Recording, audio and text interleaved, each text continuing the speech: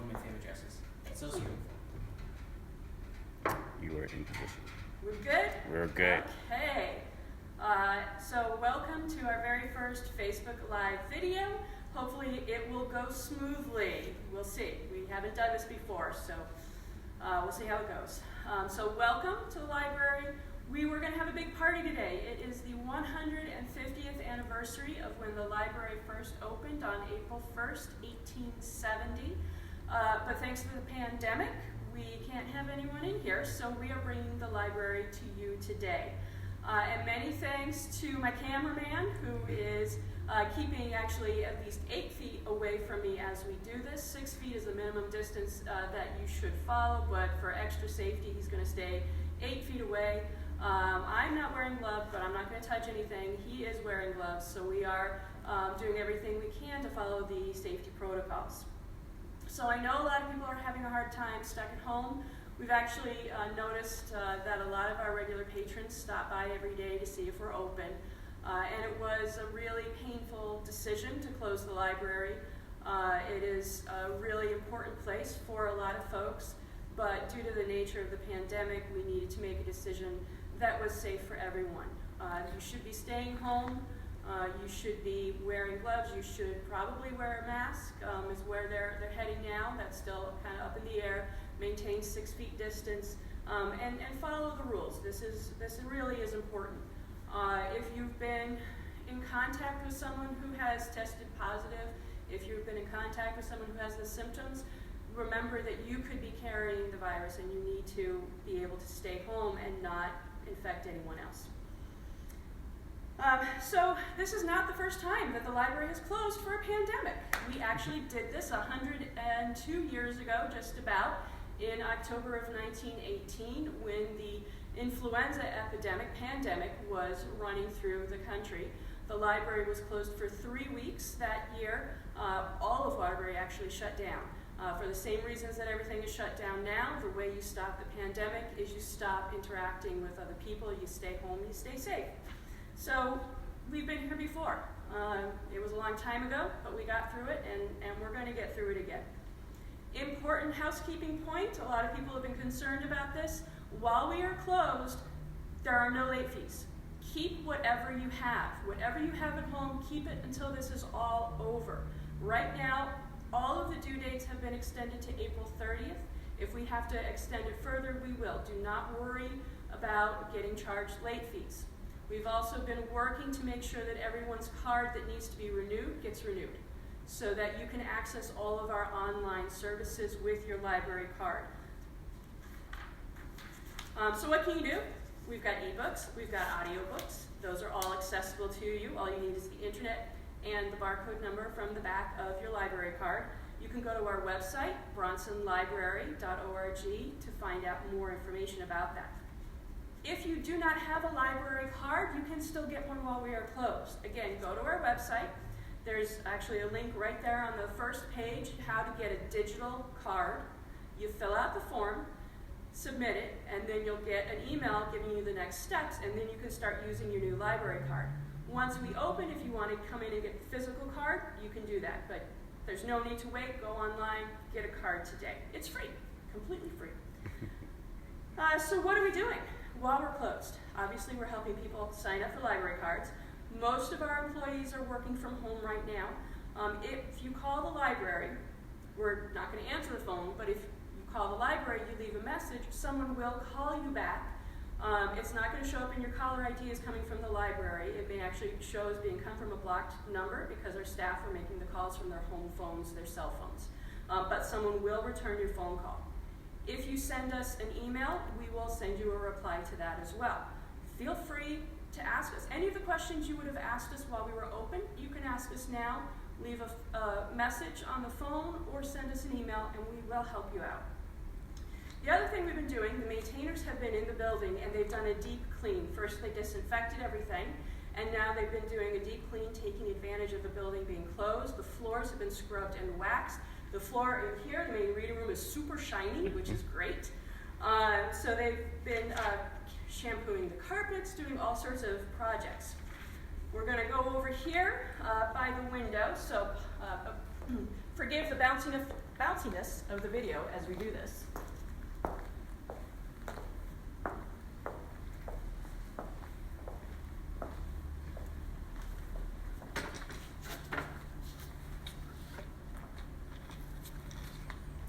So over here, along the windows, we used to actually have a row of shelving that made it almost impossible to enjoy the view. So last year, we took out that row of shelving. That left us with torn up floor where the shelves used to be. So while we've been closed, the maintainers have been able to come in and they've installed new floor tiles so that we now have a really nice space. We couldn't match the color of the old floor tiles, so we picked a nice bright blue that works well with the rest of the room. And we're working to create more and more of these study areas where you can enjoy the beauty of the park outside of the building. So where are we? And yeah, actually just to point out, this is actually one of the great things about this building. Some people maybe don't like the modern look, other people do, but the point of this building, the point of these glass walls, is so that while you're in the building, you have plenty of natural light while you read. And it's also, it's a little bleak right now, where you just have only the starts of the buds on the trees, but each of these trees is actually a different species of trees. So when they flower in the spring, they're all different colors, and it's just absolutely beautiful. It's a really lovely setting to be able to sit here, read or study, and enjoy the outdoors by sitting in front of the windows. We are going to do some walking now, so I'm going to ask my cameraman to back up so I don't get too close to him when I walk past him. I'm going to go around this way. This is, as I mentioned, this is the main reading room. Study tables. We actually have a pop-up exhibit from the National Archives. We have jigsaw puzzles, newspapers, magazines, coloring pencils, pages, chests for people to use while they're here. So this is actually a pretty active room. If you're just joining us now, welcome. I want to make sure everyone knows we are not charging late fees while the library is closed. Keep whatever you have until we reopen. Over here is something that we call the reference desk. Now, for folks who work in the library, we all know what we mean when we say reference and reference desk. But probably for the average person, that may be one of those mysterious technical terms that librarians use. The word reference basically means looking up information using reliable sources. And this is something that librarians have specialized training in. You know, right now, with the pandemic, there's a lot of bad information out there. There's a lot of rumors, there's a lot of misinformation. You know, for a while, there was that whole thing where people were saying if you drink bleach, that you won't get the coronavirus. Probably because you'll be dead if you drink bleach. But, you know, there's different layers of bad information. So a library is a really good place to go to get good information. In this particular instance, one of your best sources of information is actually the CDC website. You can also go to the City of Waterbury website, where you're going to find information about what's happening specifically in Waterbury. The mayor is posting a daily update, 5 or 6 o'clock every day. There's a new update that gets posted. We've been sharing that on our Facebook page.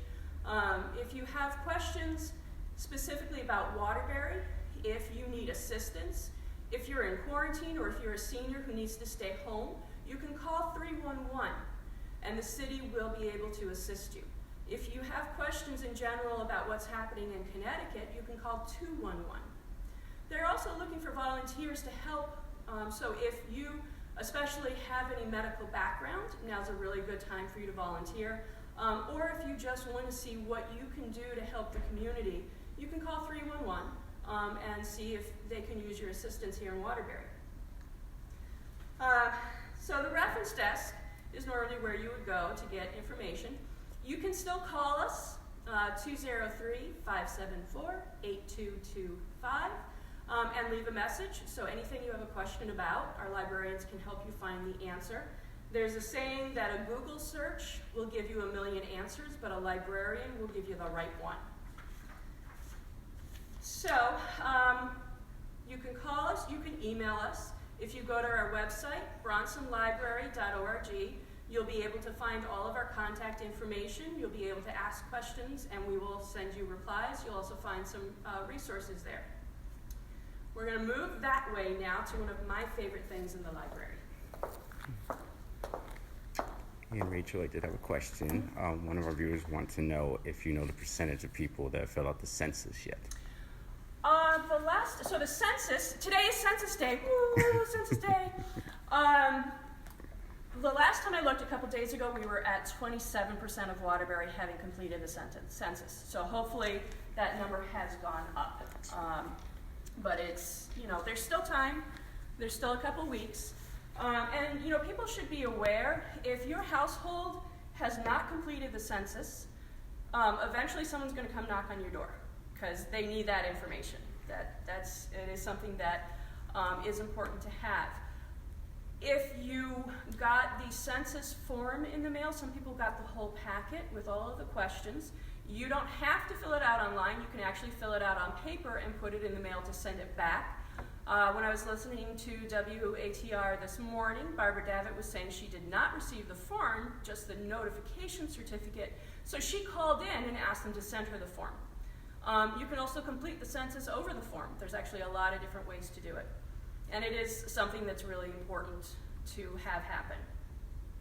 So, my favorite thing in the library. As some of you know, I am very much a lover of history and do a lot of historical research. This is our digital microfilm setup. Not microphone, microfilm. The library has a comprehensive set of microfilm copies of Waterbury newspapers going back to the 1840s. This is a tremendous resource. It's all in the cabinets behind me. We also have a card index of a lot of the articles by subject. So if you're looking for a specific subject, you might be able to find it there.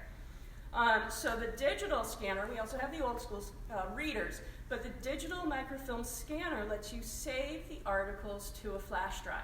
You can save them as a PDF, you can save them as a JPEG, but you then have the actual copies for yourself. Obviously right now we're closed, it's not accessible, but the Waterbury Democrat, portions of it have been put on the internet.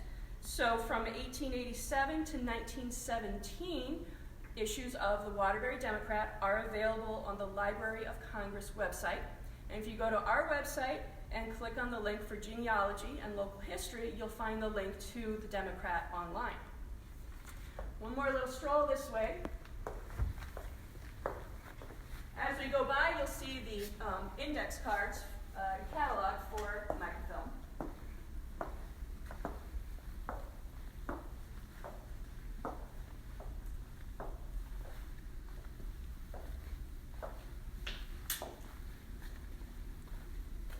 So this is a giant mess over here. This is the sort of thing that is hard for us to do when the library is open to the public. But this is that silver lining of having to close. We're able to get some projects done. So just like on the other side of the main reading room, the maintainers have been removing the excess shelving that was along the window. That's what all this pile is here. Once they clear all of this out, they're going to scrub down the floor, and then they're going to replace the floor tiles where they've been broken. And then we're going to add desks along the windows so that people can enjoy the beautiful scenery through the windows. This is one of those things where we always are finding patrons trying to sit over here.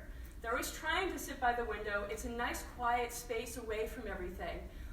So it's one of those things where, well, if people are always trying to do this, let's make it a little easier for them.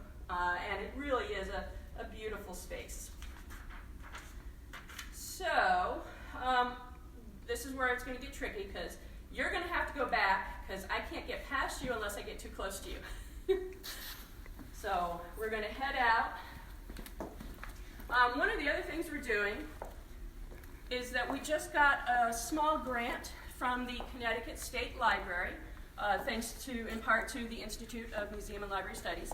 And so we're going to be replacing all of the chairs that patrons use on the first floor of the library. So some of these chairs are actually 50 years old and not in great shape. So we're going to replace all of them with brand new chairs later this year. All right, so I'm going to sneak this way so I don't get too close. And go around here.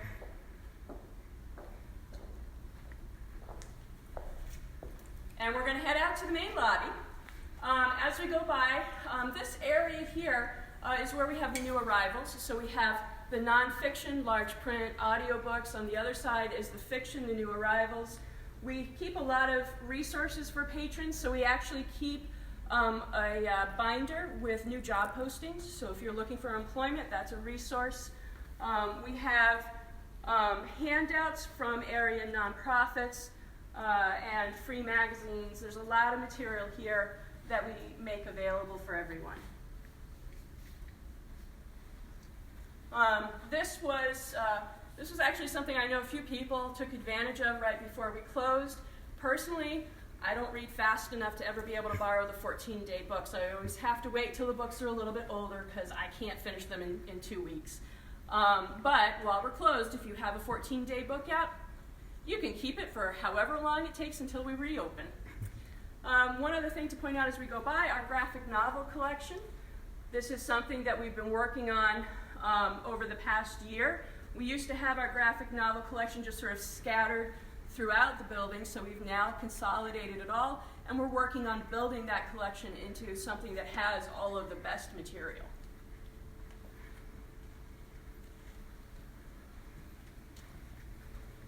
All right, so this is the front lobby. To the side at the front of the building are the featured items from the Friends of the Library bookstore. So these are some of the hot titles that are available for people to purchase. The prices can't be beat. We have a lot of children's books as well as books for adults. Sometimes we get videos in. We have exhibits in the lobby as well. There's some display cases. And then the big monster thing in the front here is our circulation desk, sometimes just called the front desk. This is where you're going to go if you're going to check out material. You can return material here as well.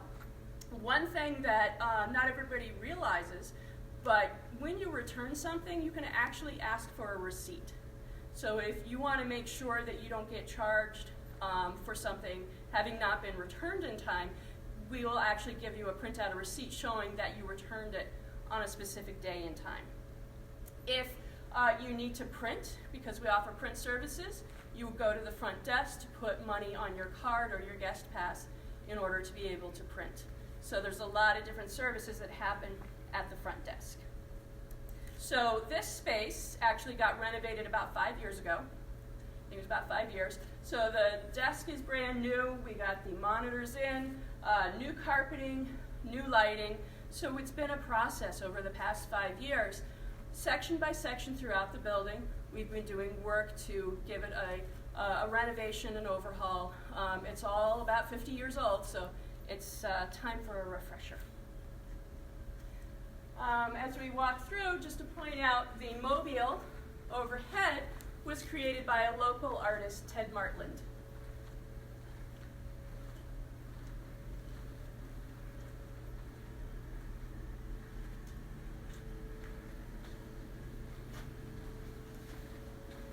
And then over here, the portrait that everyone sees when they come in, but maybe don't know what it's all about. This is Mr. Silas Bronson. This is the man for whom the library is named. So Silas Bronson was born in what's now Middlebury, but at the time it was part of Waterbury. Born and raised. Then he went off to New York City, became a very successful merchant, made a lot of money. His brother actually was involved in the creation of the New York Stock Exchange and all of the country's finances. So he was actually very much involved as well in those early financial happenings of this country's history. When he died, he was a millionaire. He died in 1867. He wasn't, the most wealthy millionaire, but he still was a millionaire. And one of the things that he did was to leave money to the city of Waterbury for the creation of a public library. He had at one point considered leaving money for the creation of a college. He was friends with Matthew Vassar, who left money for the creation of Vassar College. But Silas Bronson was persuaded to instead leave the money for a public library so that knowledge would be available to everyone. The idea of a public library was pretty radical in a lot of ways. Before 1833, libraries, if they were, sort of public, were actually subscription libraries where you had to be a member to be able to borrow anything. In 1833, the first real public free library opened in New Hampshire. So we opened our doors in 1870 on April 1st, and things have changed a lot since then. We actually are adding a lot of the library's history to our website if you want to read it all in detail. But back in the day, back in the 1870s, you could not just go in and pick a book off a shelf. You had to sit down with a catalog that lists all 12,000 books that we had at that time, and you had to tell the librarian which one you wanted, and then they would go and get it for you. So it's a little different. We're a little more accessible than that now. You also actually had to have basically like a credit reference. You had to have someone who vouched for you in order to get a library card, who would say, yes, this is a reputable person, you can trust them with your books. We do ask for your ID, we do ask to verify, but we don't ask for a reference. So, over on the table, and our cameraman's going to go over there and zoom in, the first photo that you're looking at there is a photo of the library during the 1880s. It was in a building on West Main Street facing the green. It's a Greek Revival style building, and in the back is an addition built in 1883 to house the library's growing collection of books. The next photo is of the library building on Grand Street, where we are now. This one was built in the 1890s. The entrance was on one side, and the stacks where the books were stored was on the other side. And then the third photo is the photo of the reading room in the 1890s building. That photo is actually on a postcard that was made around 1907, 1908. The building that we're in now was built in the 1960s, replacing that 1890s building using more or less the same footprint. So we're next going to go to our newest space, the Teen Zone.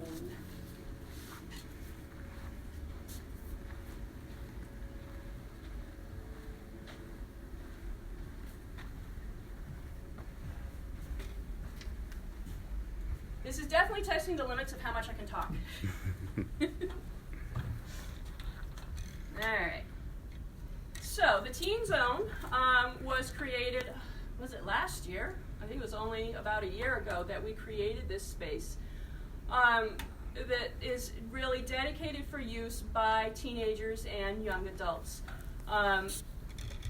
Adults are allowed to come into the room to browse the shelves to get books, but we ask that they don't actually hang out in here. We want this to be a safe space for our teenagers to come, to give them a place to hang out and to be themselves, to have this be their library.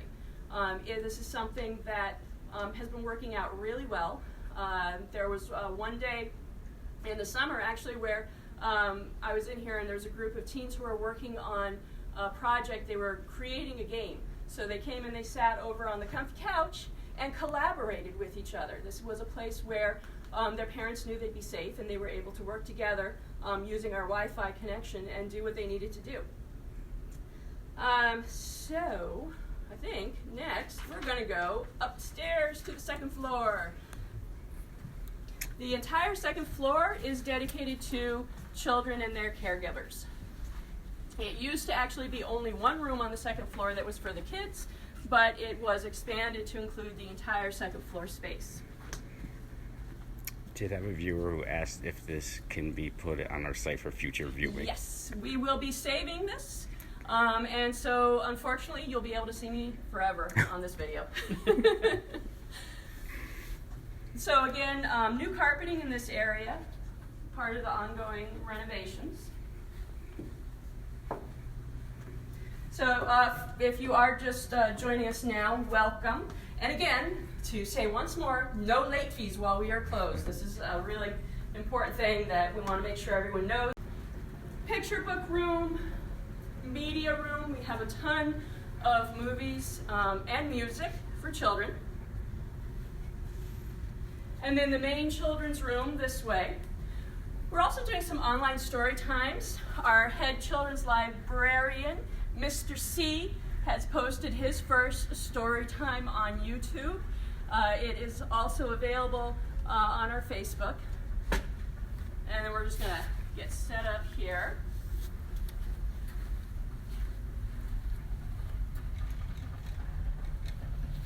So this is the main children's room. Again, new carpeting. These wire chairs that some of you may remember from your own childhood, these are actually things that are still being produced. We had them refinished because they're solid, they're sturdy, they keep going. We do children's performances. We've had theater performances, we've had magic shows, a lot of different activities that happen up here. We have the computers for the kids. They can do their homework or they can come and play. Saturdays, there's usually a stream of children racing in to get to Minecraft. We also have early learner computers that are not connected to the internet that are for the really little kids, to give them an ability to use a computer for education, and you don't have to worry about what they're accessing. We also have, while we're closed, ebooks and audiobooks for kids.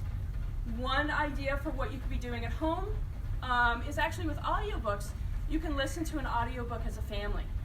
And so you can all be sitting, hearing it at the same time, and interacting with your kids as they're enjoying the story.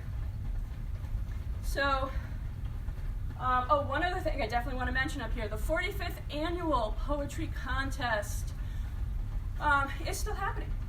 We don't know when we're going to do the awards ceremony. This is the 45th annual. We've been doing this for a very long time. The kids can still submit their poetry. So if you go to our website, there's a link right on the front page to the information about the poetry contest. They can email it or they can submit it online. We have the different subjects for each grade level. So that's something that they can still do. We're not sure yet how we're going to proceed with the awards ceremony, exactly how all of that's going to work out, but it will still be happening one way or the other. All right, so we're going to head back downstairs. And I'm going to wait because I don't want to get too close. For introverts, this is fabulous. You don't have to get too close to people. It's great.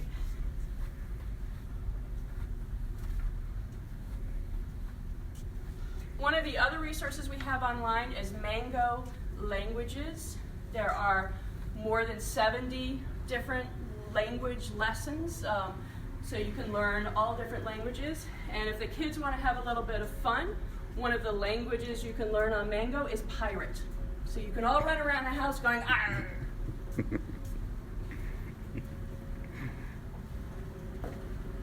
Okay, careful on the stairs.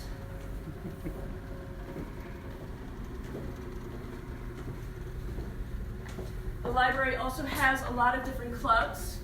We have the gaming club, the anime club, the chess club, and we've been trying to get those online. So if you go to Facebook and look for Silas Bronson Geekdom, you're going to find all of the different activities we're doing there so that our club members can continue to interact with one another while we're all stuck at home.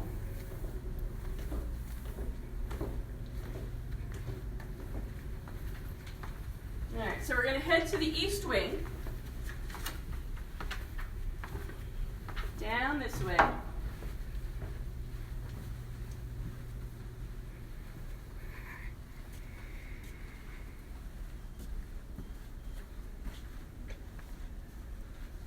We have an exhibit wall where we put sometimes artwork, sometimes historical exhibits.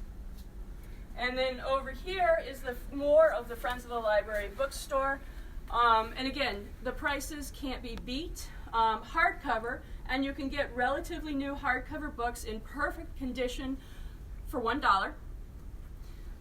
We have some of the paperback books, prices start at 10 cents.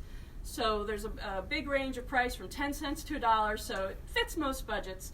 And all of the proceeds support the library's programs. So this is something that you're getting books for yourself, but you're also making sure that we're able to keep providing all of the different things that we do. I'm going to come down here a little bit more.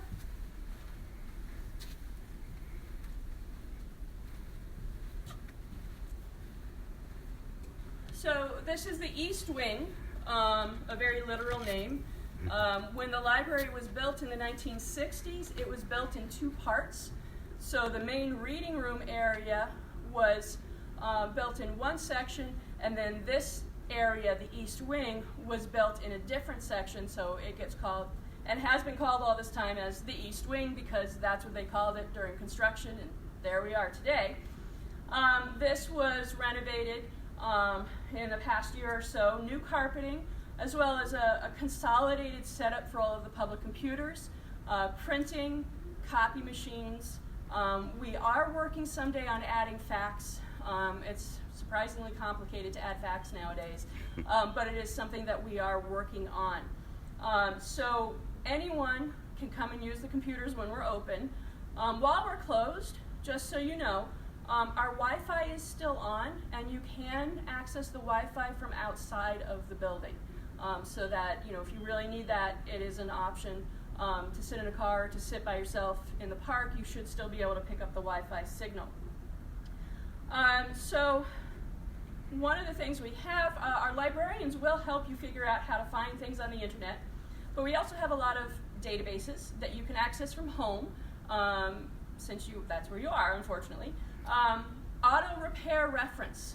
If you want to work on your car while you're stuck at home, check out our auto repair reference database. You may find all of the manuals that you need in there. Same thing for small engine repair.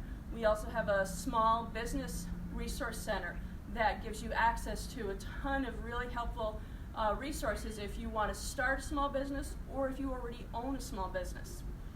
Magazine articles, newspaper articles.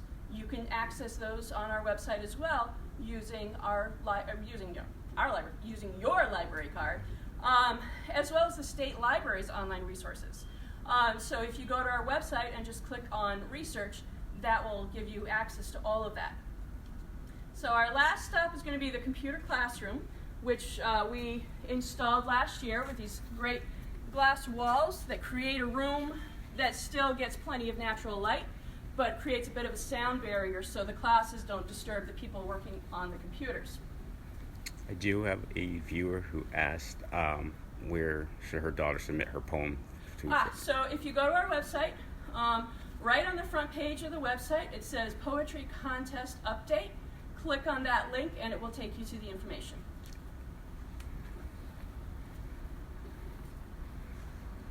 So I'm going to go over there and you be in the doorway.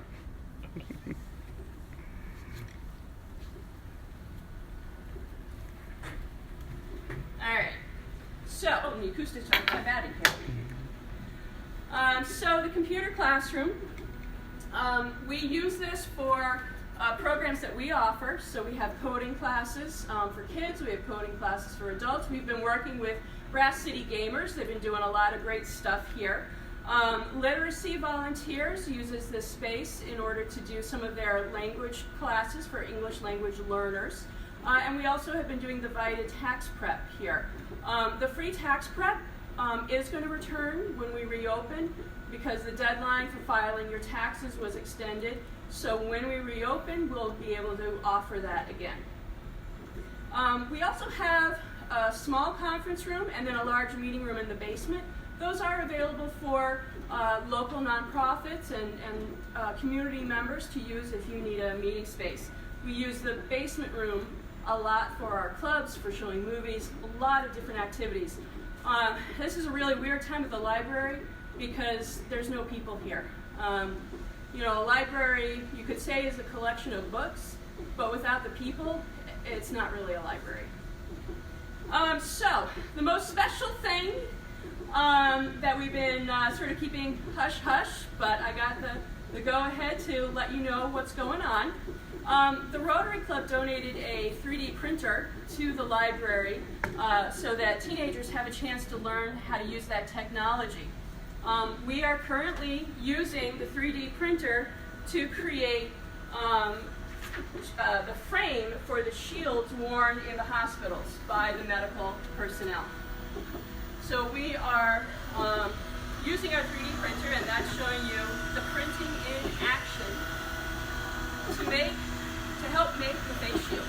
So everything that we're producing here is going to be donated to the local hospitals. And there's a close-up of them so that they go on your forehead, and then a clear plastic insert would cover the face. We also have a photo over here for you to see, because logistically going outside is difficult. In addition to contributing what we can for face shields, we are the drop-off point. There are a lot of people in the Waterbury area who are contributing to the crisis by making these face shields. And they needed a central location for them to be dropped off so that they can then be picked up. So we converted one of our book bins to be a drop-off bin for the 3D printing. This, to me, this is what libraries do. You know, we are a central resource. In this case, it's medical equipment. It's safety, personal protection equipment for the folks who are on the front lines trying to save lives in this crisis. And we're able to do our part. We're not going to be able to create thousands of these shields here. We just have the one printer. We're going to create a few. But really, for us to be able to use a book bin as a place for everyone to turn in what they've made and have it be picked up, that is what libraries do. That is, you know, we have the resources and everyone gets to access them. We are the center of the community. We are the heart of the community. So this is something that is really fantastic, I think. So actually, I'm going to finish up in here because the logistics of me trying to get out and do the video is really difficult. So, wrapping up, you know, during World War II, the librarians at the Silas Bronson Library actually saved stories. They collected and created an archive of information of everything that was happening in Waterbury during World War II. And our librarians are interested in doing that for this pandemic. So if you have a personal story about how the pandemic is impacting you, share it with us, and we'll archive it so that someday future researchers will know what your story was and be able to tell the story of what we're all going through. You can send it to us on video, you can write it down and email it to us, you can write it down and pop it in the mail, however you want to do it. That's something that we'd be interested in being able to preserve for the future. We'd also love to just hear about the library. This is our 150th year. We've been here for 150 years. We are going to keep the celebration going once everything reopens. We're going to do a whole year of celebrating, finding ways to commemorate the library. We're going to be doing some fundraising. That portrait of Mr. Silas Bronson could use some cleaning, so we're going to try to raise some funds in order to hire a professional art conservator to be able to clean it properly. The library also has an endowment fund, so that's something that was created by Silas Bronson. People have contributed to it over the past 150 years, and we're still accepting donations to that fund. The more money we have in that fund, the more we can do for you, the public. So whether you would like to contribute financially, or if you just want to tell us what we mean to you, you know, right now is a great time for that. You know, if you have a favorite memory of the library, we'd love to hear it. You know, share it with us on social media, send it to us in an email, however you want to. We would love to hear from you. This is a hard time for everyone. You know, it's a difficult thing, but we're going to get through it. And when this is all over, the library's going to reopen, and we want to see you here. We miss you, and we're going to be here for you when it's all over. Thank you for watching. Yeah, we got to figure it out.